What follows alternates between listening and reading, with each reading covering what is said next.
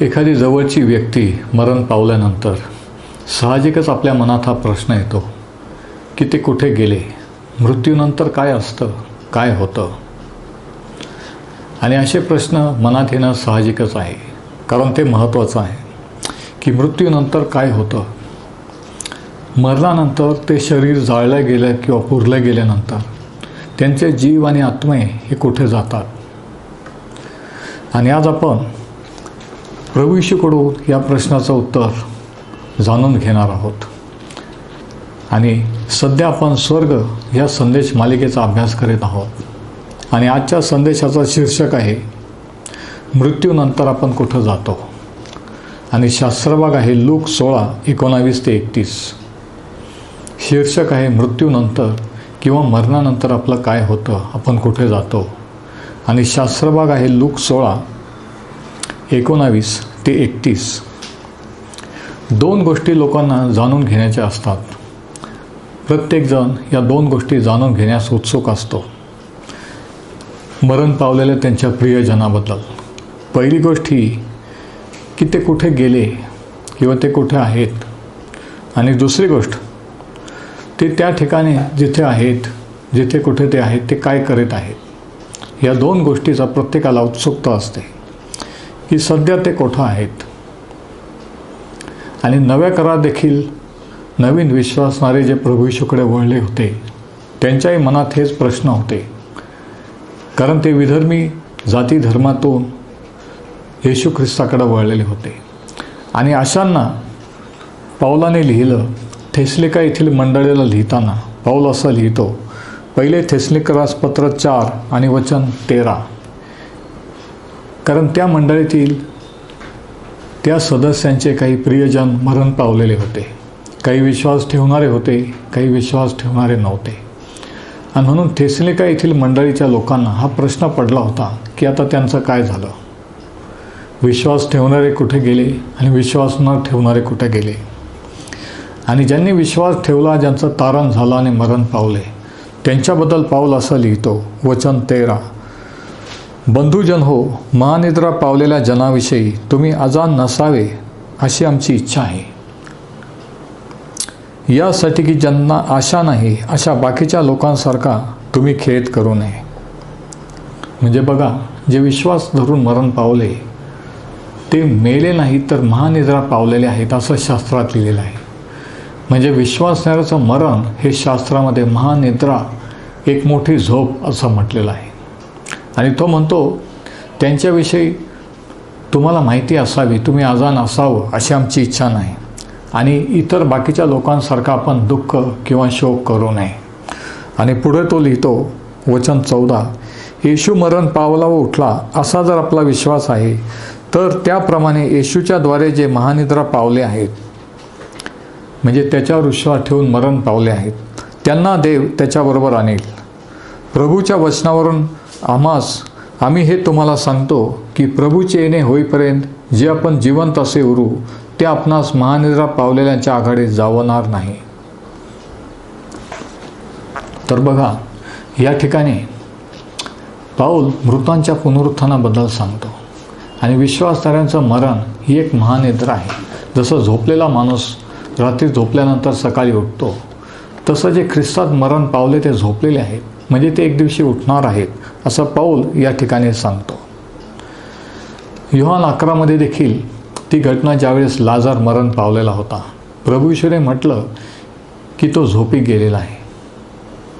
आणि जसं झोपी गेलेला माणूस परत उठतो तसं प्रभू येशूने लाजारला देखील मरणातून परत उठवलं.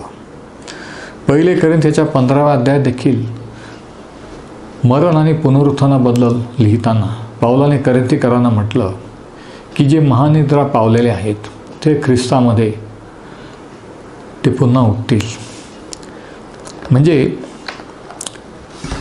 नव्या करारामध्ये विश्वासारे जे मरण पावले त्यांच्या मरणाला महानिद्रा हा शब्द वापरलेला आहे.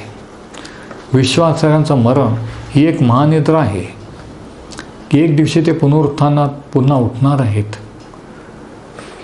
हे याच्यावरून आपल्याला स्पष्ट होतं. आणि जे शरीर पुरलं गेलं ते शरीर जसं काय एक घर आहे ज्या घरामध्ये ती खरी व्यक्ती राहत होती ती व्यक्ती निघून गेली, म्हणजे त्यांचा जीव आणि आत्मा आणि ते घर किंवा शरीर हे मागे राहिलं. म्हणजे हे शरीर हे घर आहे, ते खरे आपण नाही, ते खरे तुम्ही आणि मी नाही, तर आपण या शरीरामध्ये या घरामध्ये राहत आहोत. मग प्रश्न असा आहे की ज्यावेळेस हे शरीर पुरलं जातं कब्रस्थानामध्ये किंवा जाळलं जातं, त्यावेळेस आपला आत्मा आणि जीव खरे आपण हे कुठं जातो, त्याचं काय होतं? आणि याचं उत्तर फक्त देवाच्या वचनात पवित्र शास्त्रातच आहे. आणि खुद्द प्रभू येशू ख्रिस्ताने याचं उत्तर सांगितलेलं आहे. लूक शुभवर्तमान याच्या 16व्या अध्यायामध्ये प्रभू येशू ख्रिस्ताने एक गोष्ट सांगितली आणि ही एक गोष्ट आहे, दाखला नव्हे. आणि ह्याच्यावरून त्याने ह्या गोष्टी क्लिअर केल्या की मृत्यूनंतर विश्वासार्ह्यांचं काय होतं आणि विश्वास न ठेवणाऱ्यांचं काय होतं, ते कुठं जातात. आणि ह्या गोष्टीमध्ये दोन व्यक्ती आहेत, दोन वेगवेगळे ठिकाणं आहेत आणि दोन वेगवेगळे तत्व सांगितलेले आहेत. आणि ही गोष्ट आहे भिकारी लाजार आणि एका श्रीमंत मनुष्याची. दोन मनुष्य, लाजार जो भिकारी होता आणि एक श्रीमंत मनुष्य होता. त्यांचं जीवन कसं होतं, ते पृथ्वीवर जगात असताना ते कसे होते, त्यांचं मरण कसं झालं, मरणाच्या वेळी काय घडलं आणि मरणानंतर ते दोघं कोणत्या ठिकाणी गेले, हे ह्या गोष्टीमध्ये प्रभू येशूने सांगितलेलं आहे. आणि म्हणून लूक शुभवर्तमान याचा 16वा अध्याय आणि वचन 19 ते 21 आपण वाचूया. वचन 19, प्रभू येशू ख्रिस्त म्हणतो, कोणी एक श्रीमंत मनुष्य होता, तो जांभळी व फार बारीक सुताची वस्त्रे घालीत असे. म्हणजे त्या काळातले फार भारी मौल्यवान असे कपडे, आणि प्रतिदिवशी थाटामाटाने ख्याली खुशाली करीत असे. म्हणजे त्याचा एक मोठा बंगला असेल, त्याच्या घरात नौकर चाकर असतील आणि सर्व ख्याली खुशालीने सुखचैनीचं जीवन तो जगत होता. वचन 20, त्याच्या दाराजवळ लाजार नावाचा फोडाने भरलेला एक दरिद्री टाकण्यात आला होता. त्या श्रीमंताच्या मेजावरून खाली पडेल त्यावर आपले पोट भरावे अशी त्याची इच्छा होती आणि कुत्रे येऊन त्याचे फोड चाटत असत. आता बघा, या ठिकाणी हे दोन माणसं आणि या दोघांचं परस्पर विरोधी जीवन, त्यांच्या जीवनातील विरोधाभास हा सांगितलेला आहे. एक श्रीमंत होता, एक भिकारी होता. एक ऐशाआरामात सुखचैनीत जगत होता आणि दुसरा भिकारी असल्यामुळे, लाचार असल्यामुळे, आजारी असल्यामुळे तो त्याच्या दारात पडलेला होता आणि जे काही त्याच्याकडून मिळेल ते त्याच्यावर तो जगत होता. म्हणजे त्यांच्या जीवनातील विरोधाभास. आणि मग वचन 22मध्ये त्यांच्या मरणातील विरोधाभास आपल्याला पाहायला मिळतो की त्या दोघांचं मरण कशा रीतीने वेगवेगळ्या रीतीने झालं. 22वा वचन बघा. पुढे असे झाले की तो दरिद्री मेला आणि देवदूताने त्याला अब्रामाच्या उराजवळ नेऊन ठेवले. श्रीमंतही मेला आणि त्याला पुरले. आता ह्या वचनामध्ये ह्या दोन माणसांचं मरण, त्यांच्या मरणाविषयी सांगितलेलं आहे. आणि अगोदर हा भिकारी लाजार हा मरण पावला आणि देवदूताने त्याला अब्रामाच्या उराशी म्हणजे सुखलोकात नेऊन ठेवलं. आणि मग पुढं असं लिहिलेलं आहे वचन 22मध्ये की श्रीमंतही मेला आणि त्याला पुरले. श्रीमंत माणसाची मयत मोठ्या प्रमाणावर धूमधडाक्यात झाली. मोठमोठे लोक असतील, प्रतिष्ठित लोक आलेले असतील आणि अशा रीतीने त्याची प्रेतक्रिया झाली. पण आपण वाचत नाही की लाजारसची प्रेतक्रिया झाली. तो भिकारी असल्यामुळे, दारिद्र्य असल्यामुळे त्याला असंच पुरून टाकलं गेलेलं असेल एखाद्या जनावराप्रमाणे. म्हणजे बघा, श्रीमंत पण मरण पावला आणि हा भिकारी पण मरण पावला.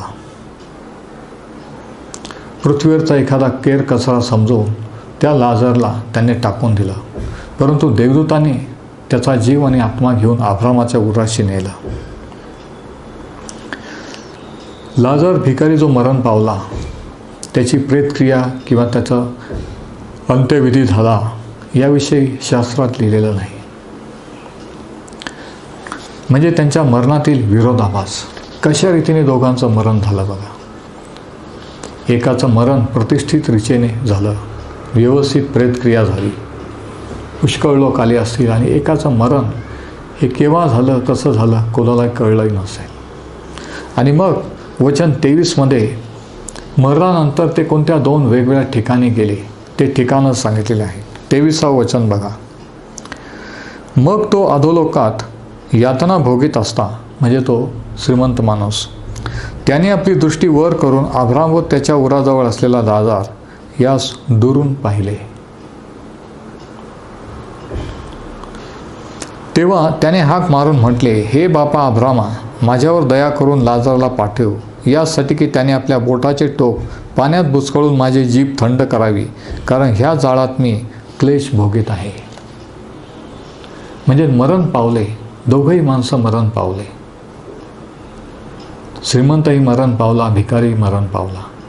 परंतु मरणानंतर ते दोघं वेगवेगळ्या 2 ठिकाणी गेले. भिकारी लाजार अब्रामाच्या उराशी गेला सुखलोकात, आणि हा श्रीमंत मनुष्य हा अग्नीच्या सरोवरात म्हणजे नरकात गेला. आणि त्या ठिकाणी तो त्याला अब्रामाला विनंती करतो की लाजारला माझ्याकडे पाठव. आता हा काही दाखला नाही, ही एक खरी गोष्ट आहे. बरेच लोकांना असं वाटतं की प्रभू येशूने सांगितलेला हा दाखला आहे, परंतु हा दाखला नाही. ही खरी घटना, खरी घडलेली गोष्ट आहे जी प्रभू येशूने सांगितली, हे स्पष्ट करण्यासाठी की मृत्यूनंतर माणसाचं काय होतं. आणि हाच आपला विषय आहे की मरणानंतर माणूस कुठं जातो, आणि ह्याच्यावरून आपल्याला समजतं की कोण कुठे जातो ते. आता हा श्रीमंत माणूस नरकात गेला. तो तिथे यातना भोगीत होता.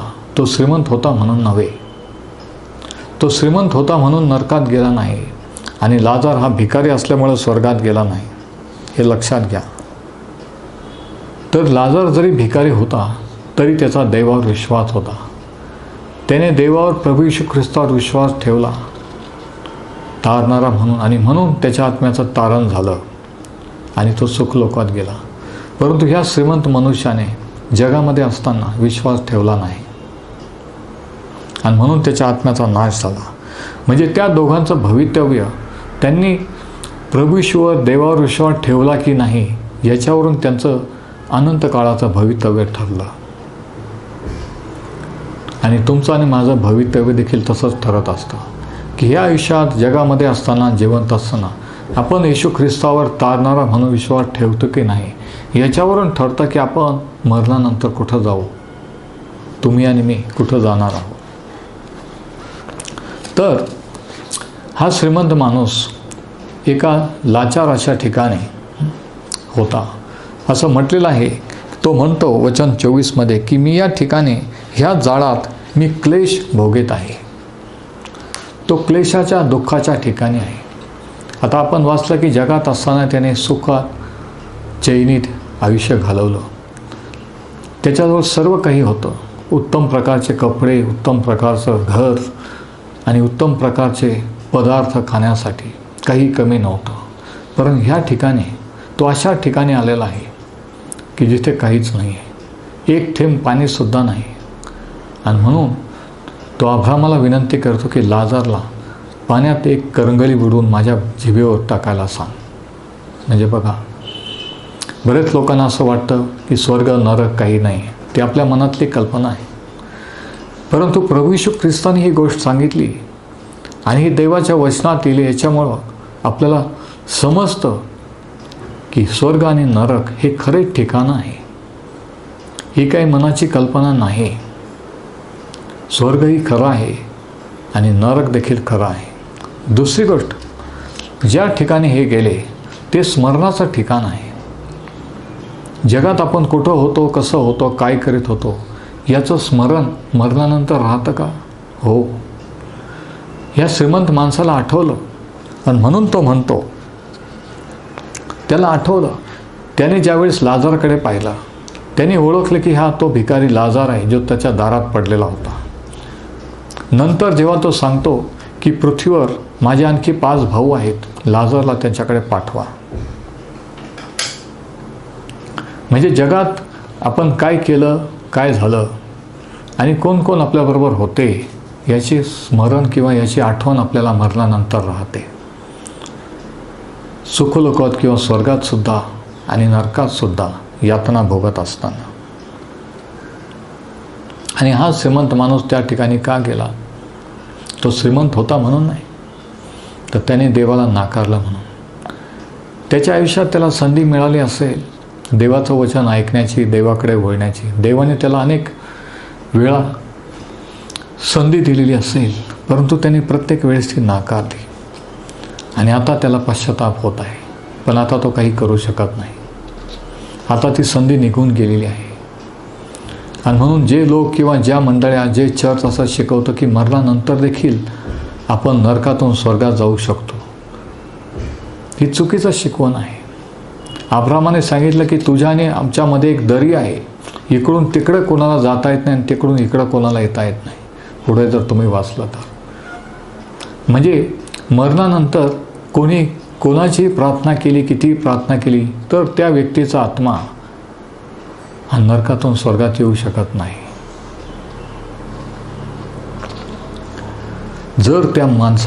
जर त्या श्रीमंत माणसाने सुवार्ता स्वीकारली असते तर त्याला त्या ठिकाणी जावं लागलं नसतं. तर पहिली गोष्ट, नरक हे क्लेशाचं ठिकाण आहे, दुःखाचं ठिकाण आहे. दुसरी गोष्ट, हे आठवणीचं किंवा स्मरणाचं ठिकाण आहे. तिथं आपल्याला जगात आपण कुठे होतो, काय होतो, कसं होतो याची आठवण राहते. आणि तिसरी गोष्ट, हे शोकाचं देखील ठिकाण आहे, दुःखाचं ठिकाण आहे. 27 वचन 27 ते 31 आपण जरा वाचूया. लूक 16 आणि वचन 27 पासून आपण वाचूया.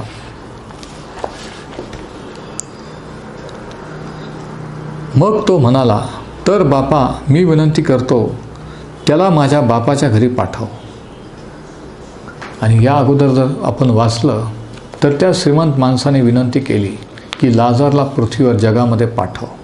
आणि त्यावेळेस काय झालं बघा, वचन 25 पासून आपण वाचू. अब्राम म्हणाला, मुला, तुला आपल्या आयुष्यात आपले सुख भरून मिळाले, तसे लाजारला दुःख भरून मिळाले, याची आठवण कर. म्हणजे आठवण नरकामध्ये राहते.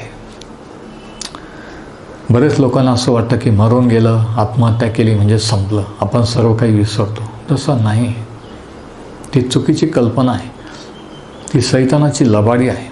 तो म्हणतो की तुला लाजारला दुःख भरून मिळाले याची आठवण कर. आता ह्याला येथे समाधान मिळत आहे व तू क्लेश भोगत आहेस. याशिवाय जे इथून तुमच्याकडे पार जाऊ शकत नाही त्यांना जाता येऊ नये म्हणून व तिकडून कोणी आमच्याकडे येऊ नये म्हणून आमच्या व तुमच्यामध्ये एक मोठा दरा स्थापिलेला आहे. म्हणजे इकडून तिकडे आणि तिकडून इकडे, स्वर्गातून नरकात, नरकातून स्वर्गात कोणी जाऊ शकत नाही, हे या ठिकाणी स्पष्ट सांगितलेलं आहे. मग तो म्हणाला, वचन 27, तर बापा, मी विनंती करतो, त्याला माझ्या बापाच्या घरी पाठव.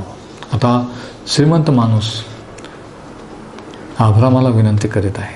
आणि काय विनंती करतो बघा, वचन 18, कारण मला 5 भाऊ आहेत, त्यांनी तरी ह्या यातनेच्या ठिकाणी येऊ नये म्हणून त्यांना साक्ष द्यावी. त्याला पस्तावा झालेला आहे, परंतु उपयोग नाही.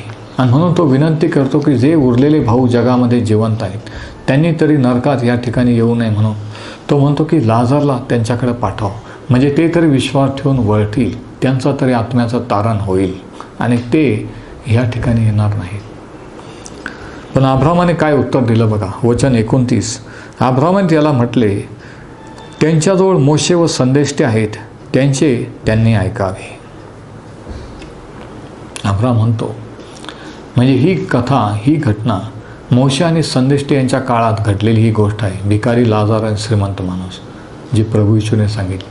आणि म्हणून तो म्हणतो की पृथ्वीवर त्यांच्याजवळ मोशे आणि इतर संदेष्टे आहेत, त्यांनी त्यांचं ऐकावं. तो तो म्हणाला, हे बापा अब्रामा, असं नाही. मेलेल्यामधून कोणी त्यांच्याकडे गेला तर ते पश्चाताप करतील. हा श्रीमंत माणूस सांगतो की तसं नाही. मेलेल्यातून जर त्यांच्याकडे गेला तर ते विश्वास ठेवतील की हा मेलेल्यातून जिवंत झाला आणि म्हणून ते त्याचं ऐकतील. तेव्हा त्याने त्याला म्हटले, अब्रामाने, जर ते मोशाचे व संदेश त्यांचे ऐकत नाहीत तर मेलेल्यातूनही कोणी उठला तरी त्यांची खात्री होणार नाही.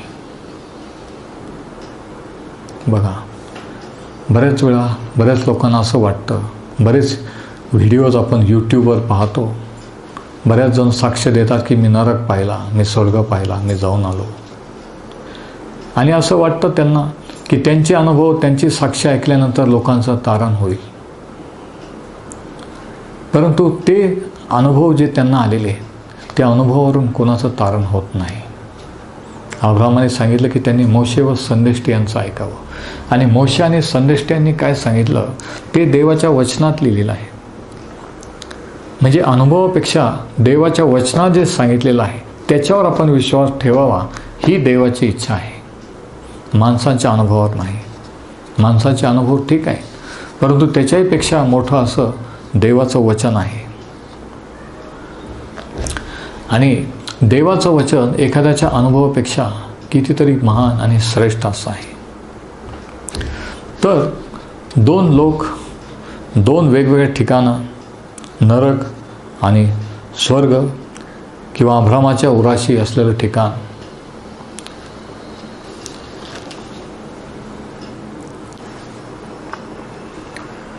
तर दोन माणसं या स्टोरीमध्ये, या कथेमध्ये आहेत. श्रीमंत माणूस ज्याचं नाव आपल्याला माहीत नाही, कारण तो नरकात गेला. आणि एक भिकारी लाजार, जो विश्वास धरणारा, की ज्याचं नाव शास्त्रात लिहिलेलं आहे, कारण तो स्वर्गात सुखलोकात गेला. दोन ठिकाणं, नरक किंवा यातना भोगण्याचं ठिकाण, की ज्याला अधोलोक असं म्हटलेलं आहे. आणि ते ठिकाण तोपर्यंत राहील जोपर्यंत पांढऱ्या सिंहासनावरचा न्याय, शेवटचा न्याय जगाचा होणार नाही. तोपर्यंत जे लोक त्या ठिकाणी गेले ते तिथे राहतील. आता तुम्ही म्हणाल की हे कुठं लिहिलेलं आहे? प्रकटीकरणाचं पुस्तक याचा 20वा अध्याय आणि वचनं 13 आणि 14 या ठिकाणी हे लिहिलेलं आहे. प्रकटीकरण 20:13 आणि 14मध्ये जे लोक सध्या अधोलोकात यातना भोगीत आहेत, पुनरुत्थानाची, देवाच्या न्यायाची वाट पाहत आहेत, ते तोपर्यंत त्या ठिकाणी यातना भोगत राहतील. प्रकटीकरण 20 आणि वचन 13 बघा. तेव्हा जे मेलेले लोक समुद्रात होते त्या समुद्राने दिले. म्हणजे मृत्यांच्या न्यायाच्या वेळेचा हा सीन आहे. तेव्हा जे मेलेले लोक समुद्रात होते त्या समुद्राने दिले. जे मेलेले लोक मरणावस्थेत व अधोलोकात होते त्यांना त्याने दिले. आणि ज्यांच्या त्यांच्या कर्माप्रमाणे प्रत्येकाचा न्याय ठरविण्यात आला. म्हणजे ज्याचं मरण जिथं कुठं झालं, समुद्रात, पृथ्वीवर, ते सर्व मरण पावलेले बाहेर येतील. तेव्हा मरण व अधोलोक ही अग्नीच्या सरोवरात टाकली गेली. अग्नीचं सरोवर हे दुसरं मरण आहे. म्हणजे ज्यांच्या आत्म्याचं तारण झालं नाही, ज्यांनी प्रभू येशूवर तारणार म्हणून विश्वास ठेवला नाही, ज्यांनी पश्चाताप केला नाही, त्यांचा शेवट, त्यांचा अंत या ठिकाणी आहे. आणि असं आहे, किती भयंकर आहे बघा. त्यांचं शरीर हे कबरेत गेलं, परंतु त्यांचा जीव आणि आत्मा हे अधोलोकात, नरकात गेला. आणि एक दिवशी शास्त्रात लिहिलेलं आहे, जे आपण वचन वाचलं, की मरण व अधोलोक ही अग्नीच्या सरोवरात टाकण्यात येतील. अग्नीचं सरोवरात टाकलं जाणं हे दुसरं मरण आहे. पहिल्या मरणाने शरीराचा नाश होतो आणि दुसऱ्या मरणाने आत्मा आणि जीव हे कायमचे नष्ट होतात. आणि म्हणून त्याला दुसरं मरण हे म्हटलेलं आहे. म्हणजे तिथं माणसाचं अस्तित्व कायमचं हे नष्ट होतं. मग याच्यावरून आपल्याला काय समजतं? हेच की स्वर्ग एक खरोखरचं ठिकाण आहे आणि नरक देखील एक खरोखरचं ठिकाण आहे. ती काही मनाची कल्पना नव्हे, ती काही कुणाला वाटतं किंवा मानलं तर आहे, नाही मानलं तर नाही असं नाही. तुम्ही जरी नाही मानलं तरी हे ठिकाणं आहेत, ते सध्या अस्तित्वात आहेत. देवाला नाकारलेले लोक हे अधोलोकात आहेत, त्यांचे आत्मे, आणि ज्यांनी विश्वास ठेवला ते सुखलोकात देवाजवळ गेलेले आहेत. आणि म्हणून तुम्ही काय विश्वास ठेवता, हे मानता की नाही याच्यावर अवलंबन नाही. हे ठिकाणं आहेत असं शास्त्र शिकवतं. दुसरी गोष्ट ही की प्रत्येक विश्वास धरणारा, प्रभू येशूवर विश्वास ठेवणारा, ज्याचं तारण झालेलं आहे, त्याचा आत्मा आणि जीव हे सुखलोकात जातात. आता जुन्या कराच्या संतांनी, संदेष्टांनी, लोकांनी देवावर विश्वास ठेवला, येणाऱ्या मसीहावर विश्वास ठेवला. जे विश्वास धरणारे लोक होते, त्यांचं शरीर जरी पुरलं गेलं तरी त्यांचा जीव आणि आत्मा हे त्या सुखलोकात गेले. परंतु ज्यावेळेस प्रभू येशू ख्रिस्त त्या वधस्तंभावर मरण पावला, तेव्हा विशेष असं काहीतरी बदल झाला. एक मोठा बदल झाला, विशेष घटना घडली. ज्यावेळेस प्रभू येशू ख्रिस्त मरण पावला त्या वधस्तंभावर, तेव्हा, आणि हे आपल्याला इफिसकरास पत्राचा 4 अध्याय आणि वचनं 8 ते 10 मध्ये वाचायला मिळतं. इफिस 4 आणि 8 ते 10 मध्ये लिहिलेलं आहे.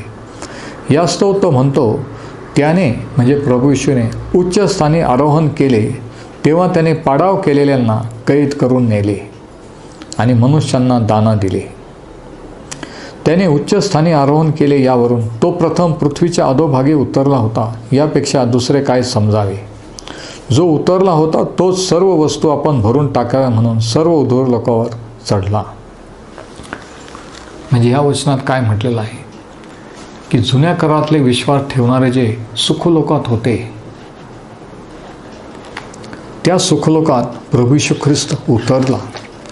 आणि ज्यावेळेस त्याचं पुनरुत्थान झालं, त्यांनी सुखलोकातील आत्म्यांना, जुन्या करातील लोकांना, ज्यावेळेस तो स्वर्गात गेला, त्याचं स्वर्गारोहण झालं, त्यावेळेस तो त्यांना आपल्याबरोबर स्वर्गात घेऊन गेला. आता तुम्ही म्हणाल हे कशावरून की प्रभू येशू ख्रिस्त स्वर्गात सुखलोकात उतरला होता त्याच्या मरणानंतर. हे याच्यावरून की ज्यावेळेस वधस्तंभावर असताना 2 चोर त्याच्या बाजूला होता आणि एकाने सांगितलं की तू येशील तेव्हा, आपल्या राज्यात जेव्हा येशील तेव्हा माझी आठवण कर. प्रभू येशूने त्या चोराला सांगितलं की आज तू माझ्याबरोबर सुखलोकात असशील. आणि आपल्याला माहिती आहे की अगोदर प्रभू येशू ख्रिस्त मरण पावला आणि नंतर ते 2 चोर. म्हणजे प्रभू येशू ख्रिस्त अगोदर त्या सुखलोकात गेला. ह्या चोराचा, या पश्चाताप केलेल्या माणसाचा स्वीकार करण्यासाठी, त्याचं स्वागत करण्यासाठी. आणि याच्यावरून आपल्याला समजतं की प्रभू येशू ख्रिस्त सुखलोकात देखील गेला, अधोलोकात देखील उतरला, आणि ज्यांनी विश्वास ठेवला त्या आत्म्यांना, त्यांना घेऊन त्याने स्वर्गारोहण केलं, तो स्वर्गात गेला.